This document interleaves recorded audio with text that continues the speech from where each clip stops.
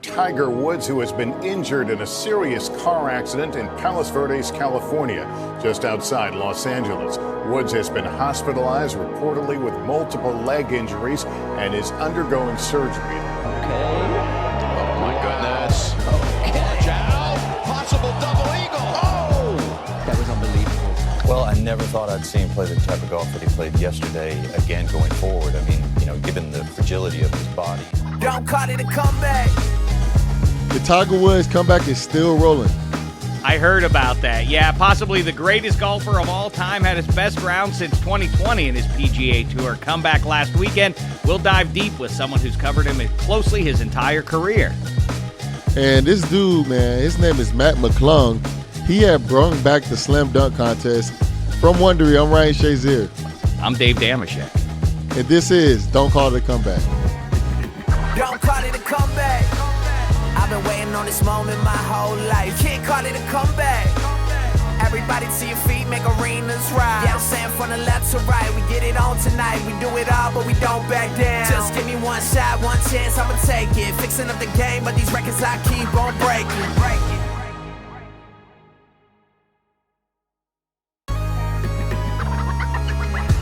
All right, Shek, let's get into this Tiger Woods comeback. Your wish is my command, 5-0. It actually starts back on February 23rd, 2021, 2 years ago to the day when the golf world woke up to this news. Tiger Woods was involved in a major accident this morning in L.A. County.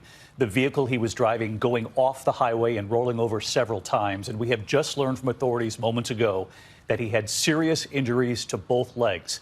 Woods was rushed to the hospital with multiple leg injuries, and for a time, it wasn't clear whether he'd ever be able to golf again, let alone walk. Shazier, what went through your mind when you heard the news of Tiger's accident?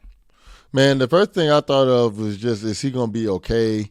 And whenever anybody getting in any car accidents, I think of spinal cord injuries immediately. So I just was hoping the best for him.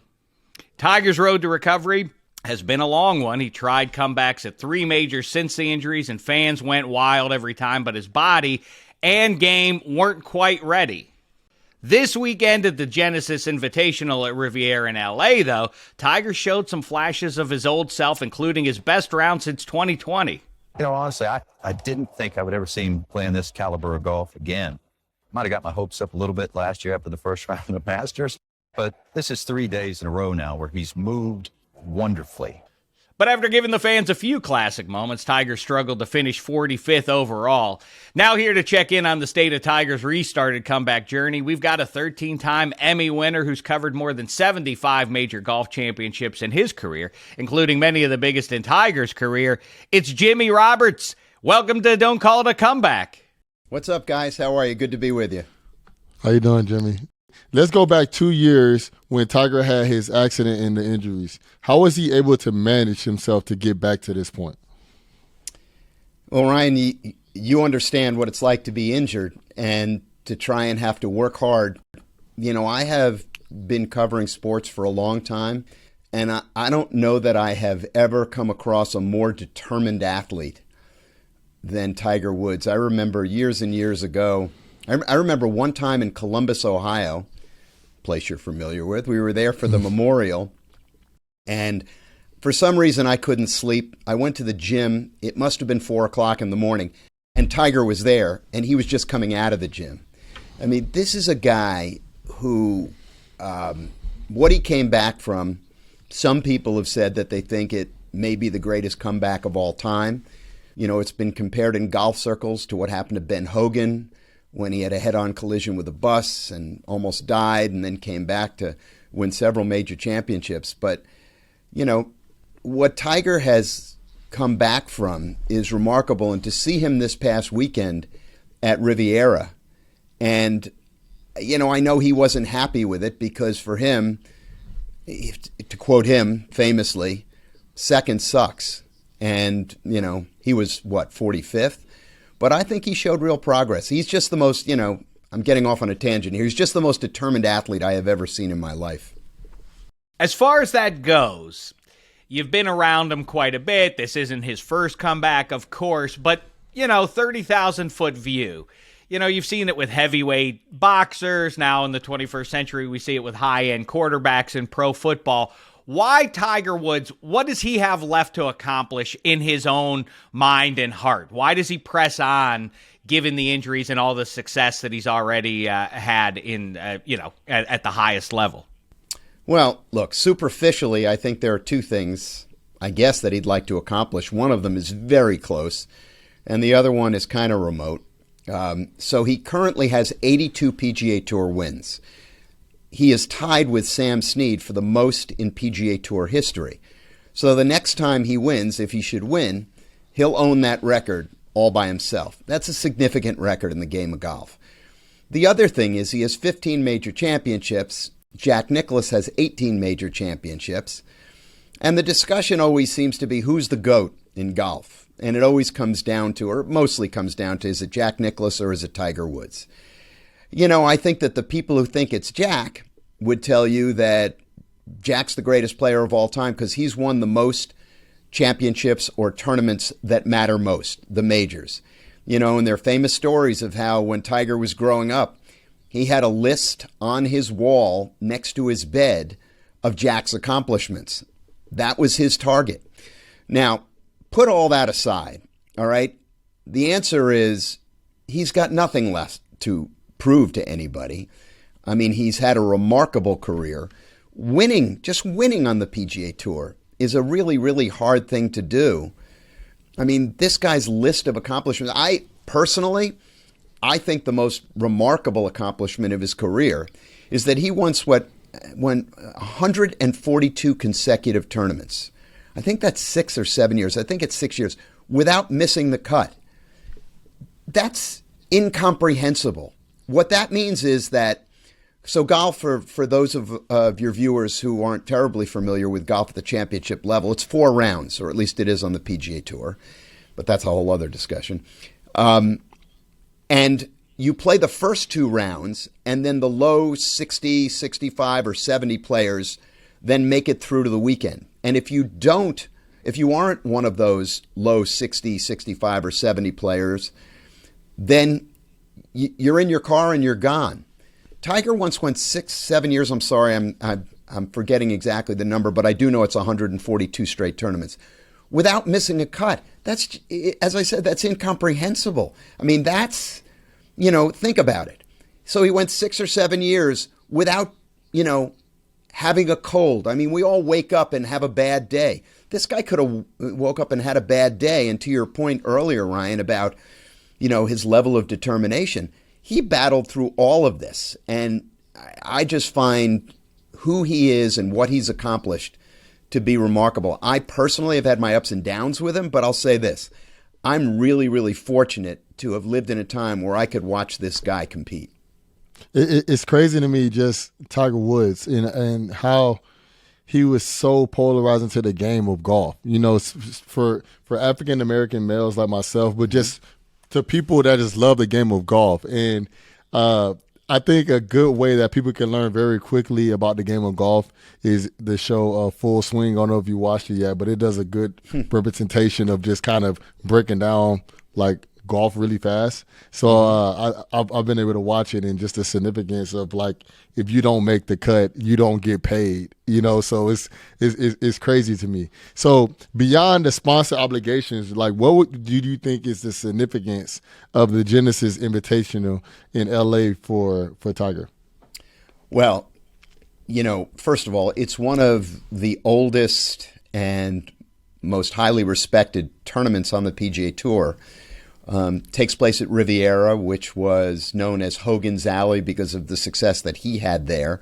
He won a U.S. Open there. He won the L.A. Open there. But it's also it's now Tiger's tournament, because just like the Memorial is Jack's tournament, Jack Nicklaus's tournament, in Columbus, and Bay Hill is, or was, Arnold Palmer's tournament, and still his foundation still runs that tournament in Orlando. Tiger's foundation is the beneficiary and or the sponsor, I'm not really sure what the correct characterization would be, of the LA Open, which is now the Genesis, and it benefits the Tiger Woods Foundation, which has done remarkable work for an underserved population of people who wouldn't have access to educational opportunities.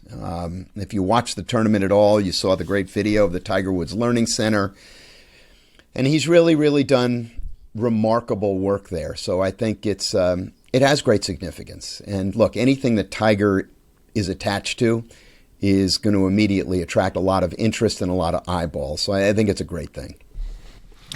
You maybe answered this a couple of minutes ago, but I'm curious, is winning then majors, winning period is great. Winning majors is the ultimate goal, because I'm kind of reading him from a distance, and I feel like he's in this existential appreciation mode, which is, I'm glad to be out there 2 years removed from being told, I mean, competitive golf isn't a reasonable goal at this point, given the injury you've had and your age.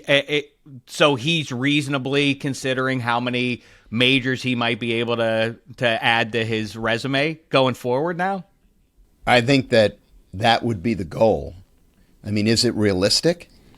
I mean, just think about it. Only one man older than he is. If I got this right, man, I should have studied up on my facts before I came to talk to you guys. So Phil Mickelson won the PGA Championship 2 years ago at age 50. He's the oldest to have ever won a major. I think Julius Burrows did he win a PGA at 48? You know, Hale Irwin, Jack Nicklaus won. I remember Raymond Floyd at 47 or something like that. Yeah. Yeah, it's very, very rare. I'm supposed to know this stuff. That's why you guys brought me on. Sorry about that. You know, it's just very rare for somebody of that age to win. Tom Watson almost won the British Open several years back, and he would have been older than that. He was well into his 50s. It just doesn't happen. You know, and then you mix in, you know, all the injuries that Tiger's had. I mean, I tried this morning. I went and took a look. I wasn't really sure.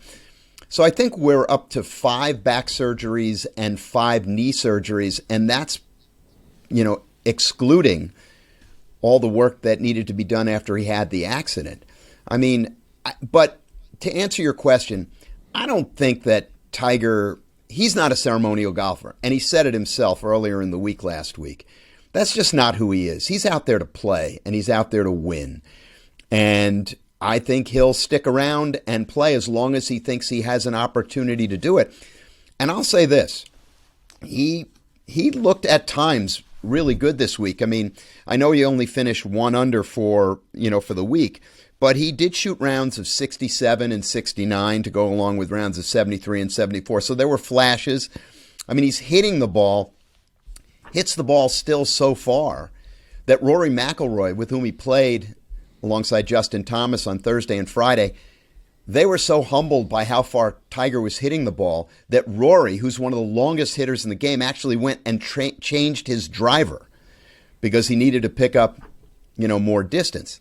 Tiger can still bring it. Physically, he's very talented. He has tremendous challenges. I think rust is one of them. But, I mean, this is a very, very tall order, you know, as to what lies ahead of him in terms of what he can accomplish. I think he's happy to be out there, but I do not think he's all about thinking, oh, it's great to be out here. He's only out there because he thinks he can win. You win. So Jimmy, I have a question for you, and I'm a fan of Tiger and definitely the game of golf, but how much longer do you think that Tiger has to continue to play, and what are the realistic chances of him winning another major amongst guys like Colin, guys like Scotty, guys like Justin Thomas, you know, just all these really good players out here right now? What are the odds, you think, of him playing how much longer and winning another major? You know, one of the things they say is don't ever try and count Tiger out, because every time people try and count him out, he comes back and figures some way to prove people wrong. I mean, physically, like I said, he's in extraordinary shape, and he lives it. I mean, it is every part of his day. You know, they say a tiger doesn't change its stripes. I'm guessing he still works out like a madman every day. And So he's exclusive of the injuries that he's had to deal with. I think he looks to be in great shape. We always used to joke that he looked like a strong safety, or a linebacker, because he's just cut. And, he's totally committed to, his physical presence, and other parts of his game too. But I'm kind of dancing around the question, because if you ask 10 people, you might get 10 different opinions. Do I think he's going to win 3 more major championships to tie Jack Nicklaus, or 4 more to pass him? I don't. Do I think that he's going to win 1 more PGA Tour event to own that record by himself? I think it could happen. I mean, I think what he showed us this week, if you had asked me that a year ago, I would have said, I just don't see it. And, oddly enough, I think the biggest challenge for him isn't the golf, it's the walking and the recovery. Mm-hmm. And he said that. You see it late in the rounds when he seems to be really hobbling, and really his right ankle is the thing that he's, struggling with. And listen, it's really remarkable what he's able to do. In golf, one of the core principles is that you generate speed from the ground. So if you want to hit the ball a long, long way, you do so by pushing off of your legs. Well, Tiger can't do that. So he's had to come up with a different way to generate power, more upper body, more rotation. He was still driving it past a lot of the young guys. And, and as I said, driving it past Rory McIlroy and Justin Thomas at times. So it's really it's hard to figure this guy out, because I just don't think we've seen a cat like this before. And that gets back to why I feel like, as somebody who does what I do for a living, I'm really lucky. I'm lucky to have watched Michael Jordan play. I'm lucky to have watched Roger Federer play, and Tom Brady, Serena Williams, all these remarkable athletes. He's in that discussion, and it's hard to figure him out, because every time we try to do so, some of us end up being wrong. Last question for me about, as you try to, regard the 25 years or 30 years of Tiger Woods, then why wasn't his career, why wasn't his profile sort of scuttled irreparably by his scandal? Why has he come through clean, it feels like, largely in terms of the fans he has universally and otherwise? And to sort of bridge that into the next generation, what role has his son Charlie played in how we perceive him, and, as a father, and bringing along his own son, like we watched his father bring Tiger along when he was a young guy? Well, the second question's easier than the first. The first question is, the very first 2 words I would say are Bill and Clinton.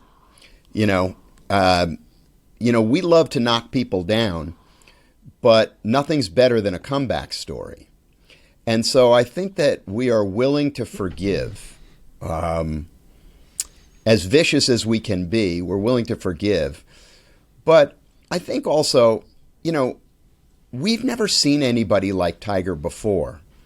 First of all, the level of success that he had, I mean, we're talking about a guy who's one of the, 2, maybe 3 greatest players of all time. People do like to see those types of presences out there. Muhammad Ali was polarizing. I can think of a million examples of successful athletes who were polarizing. But I think that Ryan mentioned it, or kind of touched on it before. What Tiger represented was entree to a game for an entirely new population. I can't tell you, I in my mind, when I think back on all of the Tiger stories and all of the things that I remember and witnessing from his journey, one of the most vivid for me and powerful was in 1997, Sunday morning, and he had this enormous lead, was about to go out and win his first major championship, the Masters.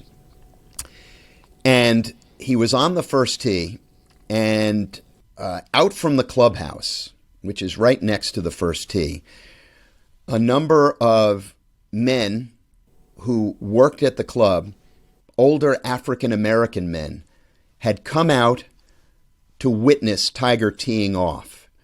And it was very, very powerful to me because, and it's a well-known story, I'd never seen this before. These are folks that we knew and would come into contact with while we were there.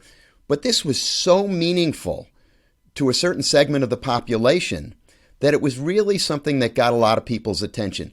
These folks wanted to be there because they wanted to witness what was about to happen because they were proud of it.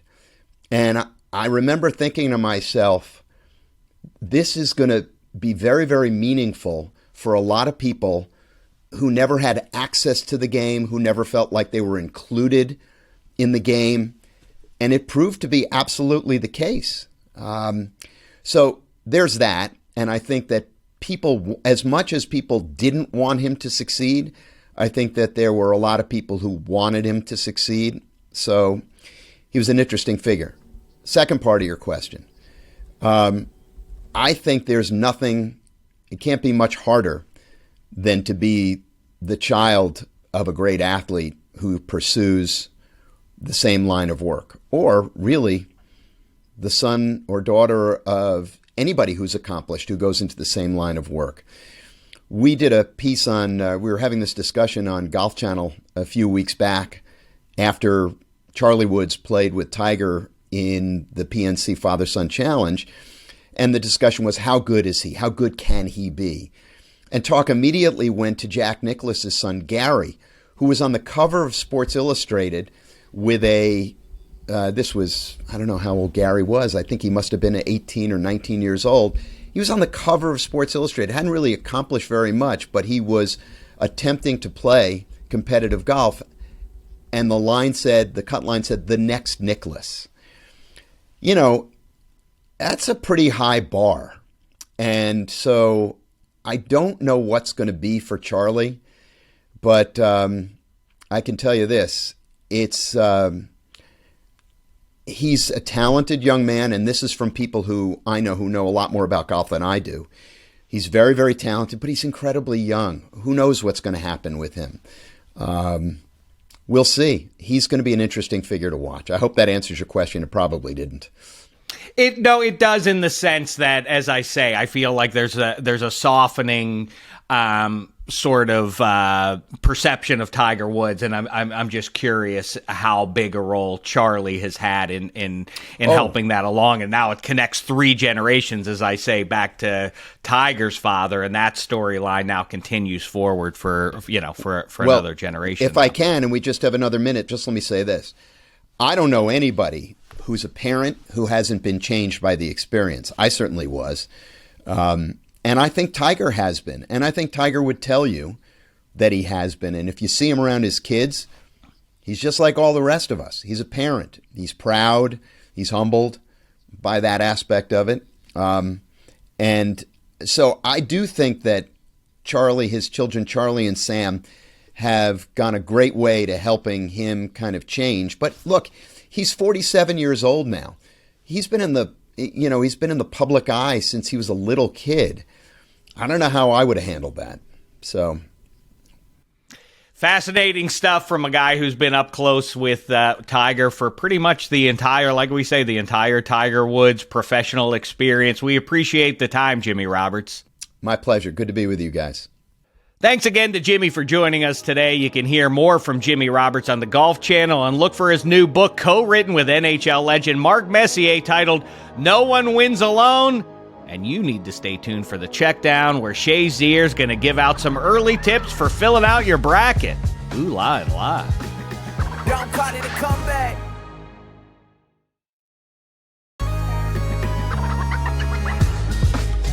All right, Shazier, time now for some other comeback stories in the news we need to give a look at this week. It is the check down. You mentioned it at the top there. Mac McClung won the most exciting dunk contest in recent memory, becoming the first G Leaguer ever to win the event. Shazier, did Mac McClung do more to kickstart his career comeback or the comeback of the dunk contest?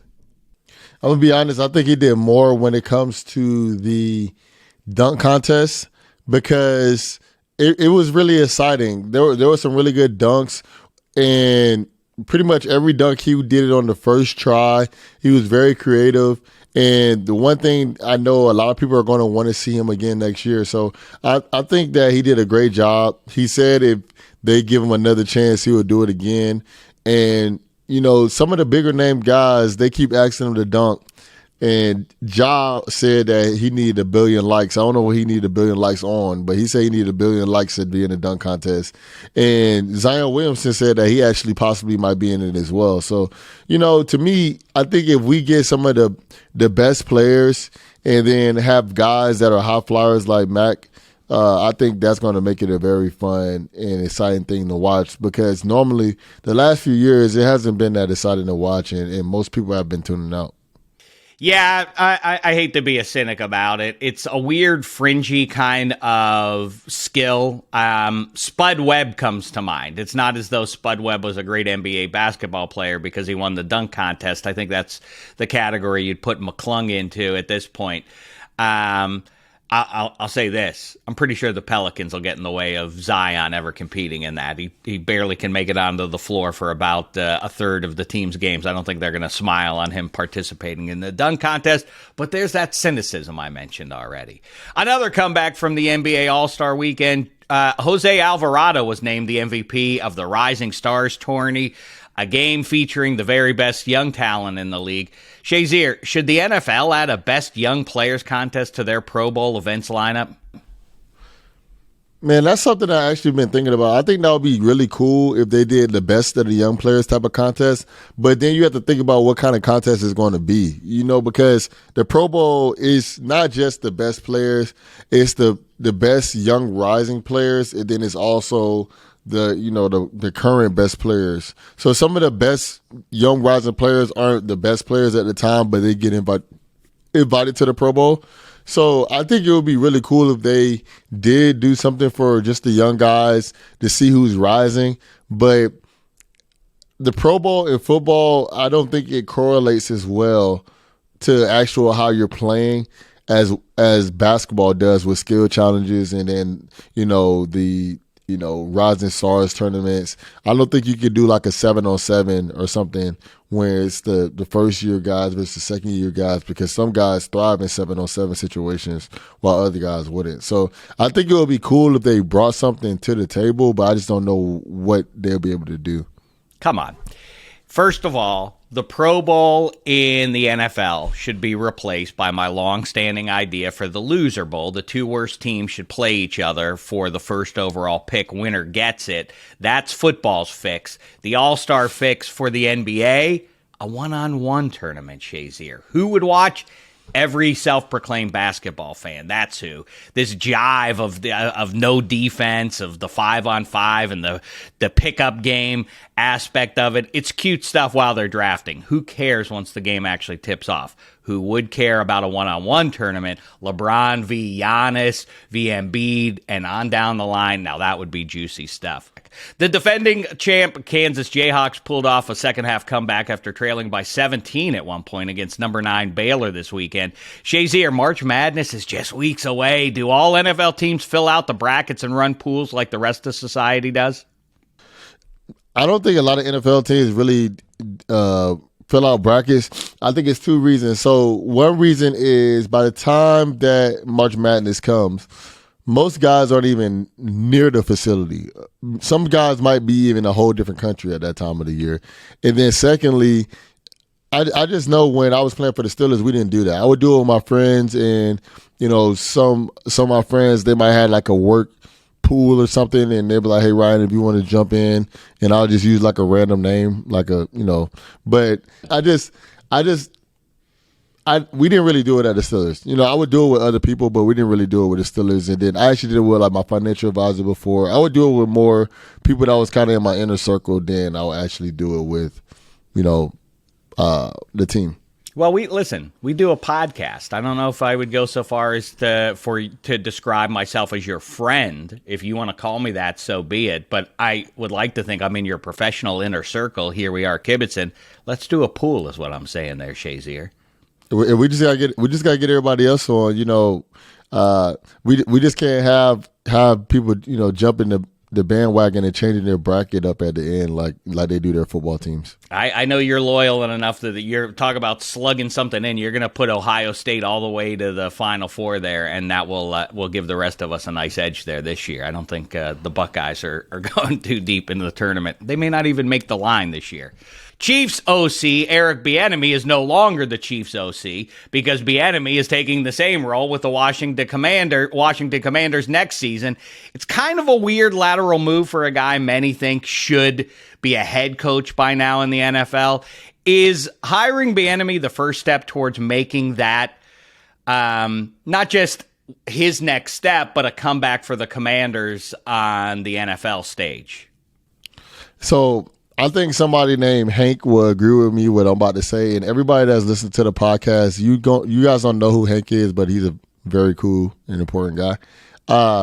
I don't think that it's going to help DC take the next step, but I think it's going to help Eric Bienemy. I think Eric Bienemy, he's going to be able to show that he has some creative offense, that he can still do creative play calls, but I just don't think that it's going to be what the Commanders need. I think Commanders just kind of need a whole rebuild type of situation because they're good, but I don't think they're good enough to just win a championship. They need a legit quarterback, and when you're OC, it's really hard when you don't have a guy at quarterback, and he had Patrick Mahomes the last few years. He had the last 5 years. So I think it's gonna really help him out and just show people that a lot of play calls he have, the decisions he make were some of the decisions that he made on his own, but he was with Andy Reid, so it's gonna help him out.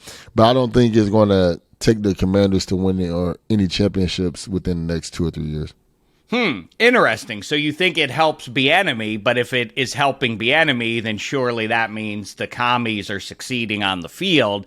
My concern, if I were a Commanders fan, is would I want the rental of Bienemy? Because clearly he is auditioning for a head coaching gig. So in success in 2023, it will be a one-year audition, and then he'll get hired away to somewhere else, unless we know something behind the scenes with Ron Rivera moving aside in favor of Bienemy. If that's some sort of a plan, which I highly doubt exists, that's why I've said to a lot of people, for your favorite team, Shazier, the Pittsburgh Steelers. A lot of people thought Bienemy would be a great fit as a one-year rental there, but that stunts the growth of your now sophomore QB. Same goes for Sam Howell. It's a weird thing for the franchise, in my book, more than it is for the individual Eric Bienemy, who it would seem, based on the results that he's gotten, has deserved a head coaching job. So that's a murky situation there where he's concerned, as well as it is for the football team that just hired him. Hey, Fast and the Furious is coming back with their 10th installment in the series. Fast X coming out in May. Shazier, what's your favorite action movie franchise? I'm going to be completely honest. I love Fast and Furious. I love Fast, it's Fast X now or whatever it's called. I love all those movies. When I first started watching those, I never thought it was going to turn into a action movie, like an action series. I thought it was going to be more like, racing cars. It turned into more of a like full-on action movie, guys holding helicopters with their bare arms type of thing, which is, but it's not even close for me. It's Marvel's. Marvel is the biggest, action movie, comic universe. And people might say, oh, you can't say Marvel. Well, I would go with the Avengers. The Avengers had multiple movies, and I can say that's a series of movies that you can go all the way from the beginning all the way to Infinity War. Those are some of my favorite movies to this day. And to me, I still think are some of the best movies of all time. I think you're right. I think a little bit, though, like the Rolling Stones, they may have hung around a little bit too long. The Eternals, Ant-Man 3, I haven't even seen it, but the reviews are pretty bad for it. Maybe they've just, like I say, like Jagger and company, hung around a tick too long. I'm gonna have to cut you off on that one. So the thing is with it is, I know you don't watch the TV, you don't watch the shows as well. So basically, the universe is actually changing the story. So they still have stuff going on, and in the comics, what happened to Thanos actually happened. So what's happening now is actually what happened in the comics as well. So they're transitioning. So it's actually something else is happening. It's not the Avengers anymore. Other stuff is happening now. That's another part of the story. But you're not a Marvel guy, so that's you wouldn't not understand. true at all. That's not true at all, 5-0. I absolutely have consumed all the stuff from Marvel. And by the way, The Flash with the old Batman coming back, that looks pretty good too. The correct answer in Dave Damashek's book, Dr. Jones, Indiana Jones. I don't care what happens after The Last Crusade. I'm going to talk about hanging around too long. That's what Dr. Jones has done. But those first 3 pictures, solid gold in my book. Go back and watch those. History lesson for you. All those came out, I think, before I was born. So I would that just let you know how old you are. So, all right, we can get back to it. I mean, I guess we can. Doesn't mean they don't hold up their Shazier. They're still pretty good. Dr. Jones with that whip and the hat. Nothing cooler than that guy. All right, that's it for this episode of Don't Call It a Comeback. Hey, make sure to follow, rate, and review the show on wherever you're listening. Check us out on YouTube, on the Wondery channel. Make sure to hit the subscribe button so you don't miss an episode. See you all next week. Don't call it a comeback. I've been waiting on this moment my whole life. Can't call it a comeback. Everybody to your feet, make arenas rise. Yeah, I'm saying from the left to right, we get it on tonight. We do it all, but we don't back down. Just give me one shot, one chance, I'ma take it. Fixing up the game, but these records I keep on breaking.